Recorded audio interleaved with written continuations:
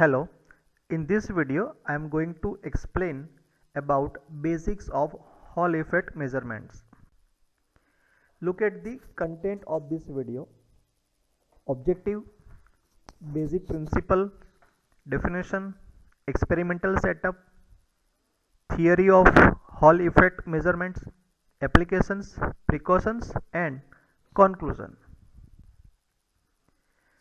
Let me start with first objective of Hall effect measurement. The Hall effect was used to show the electrons carry current in metals, and it is also shows that positive charges carry current in some semiconductors. The Hall effect is used to today is a research tool to probe the movement of charges, their drift velocities and densities and so on in materials.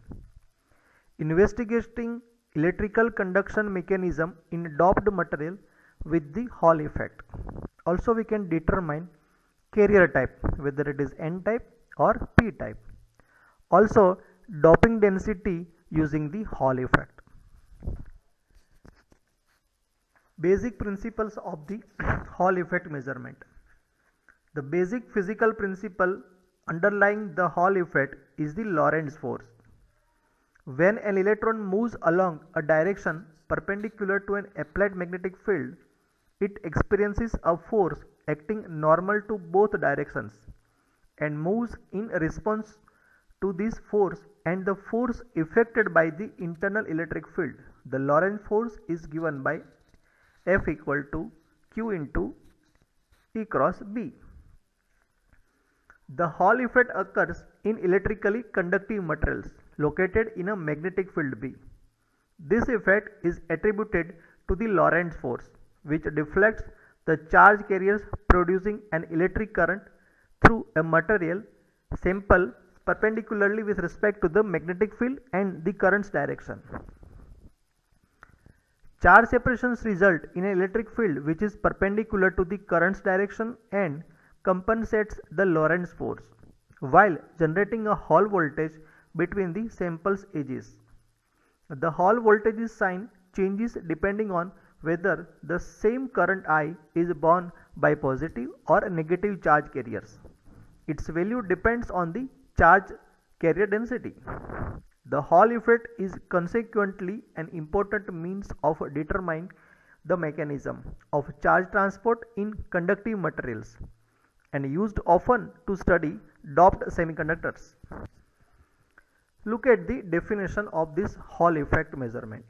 The Hall effect is the production of a voltage difference, or we can say it's a Hall voltage, across a current carrying conductor in presence of a magnetic field perpendicular to both current and the magnetic field. Look at the experimental setup for the Hall effect measurement. Electromagnet, digital Hall effect setup, Gauss meter and Hall probe are utilized in the case of the Hall effect measurement. Look at the theory of Hall effect.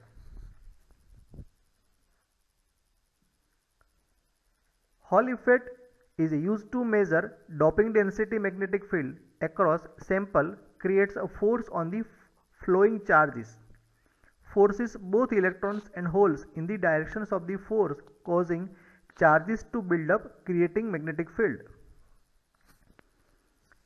Now electrons and holes are separated by opposite force.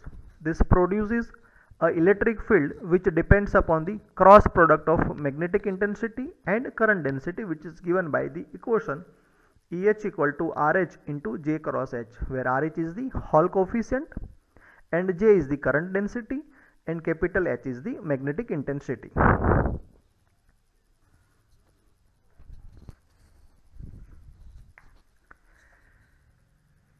Look at this diagram where the sample is a semiconductor in which the magnetic field B, which is perpendicular to the sample, current I is allowed to flow through this sample. One question is that why we utilize semiconductors. The reason is that Semiconductors possess ideal number of charge carriers and charge carriers increases with temperatures.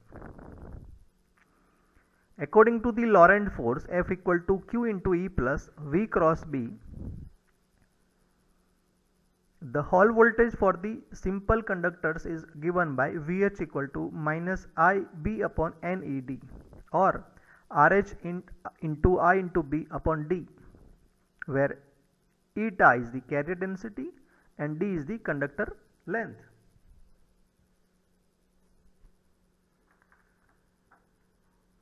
Look at this another diagram.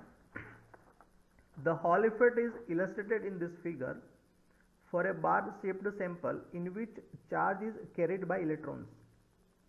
A constant current flows through the bar and the entire bar is subject to a uniform magnetic field, let capital B, which is directed into the screen perpendicular to the current flow. Since the electrons are traveling through a magnetic field, they are subject to an upwards Lorentz force and so drift to the top of the bar whilst maintaining their horizontal motion. This leads to a buildup of negative charge on one side of the bar and positive charge on the other due to the lack of electrons. This leads to a potential difference between the two sides of the sample that can be measured as the Hall voltage. Here note down that the force on holes is toward the same side because of their opposite velocity and positive charge. The sign of the charge carriers can be found from the sign of the Hall voltage.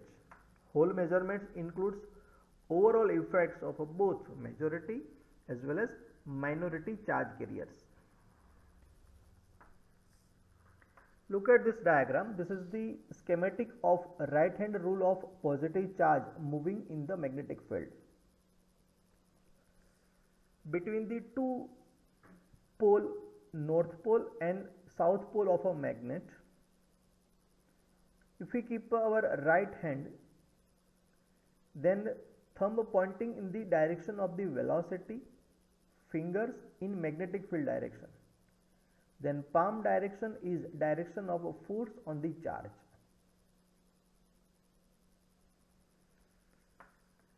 Look at the another part of this diagram where the curl fingers as if rotating vector V into the vector B. In this case, thumb is in the directions of the force. Another diagram on the right hand side of this slide.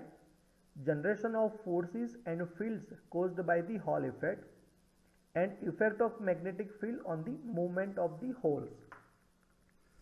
The various relations between electric field and magnetic field is also given here. From the Hall voltage, how we can find the conductivity and mobility of the charge carriers, which is also shown here. And look at this diagram.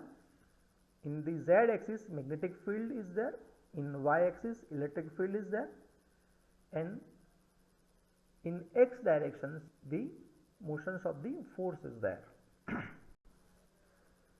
If we look at the applications, various applications of the Hall effect measurement, first one is the current sensor, also in electric motor control as well as in magnetometer. Precautions for the Hall effect measurement are: Hall voltage should be measured very carefully and accurately. Distance between pole pieces of electromagnet should not be changed during the whole experiment. Current passing through semiconductor slab should be strictly within the permissible limit. Last, the conclusion of Hall effect measurement. Hall effect can be determined using the formula RH equal to VHB upon I cross H.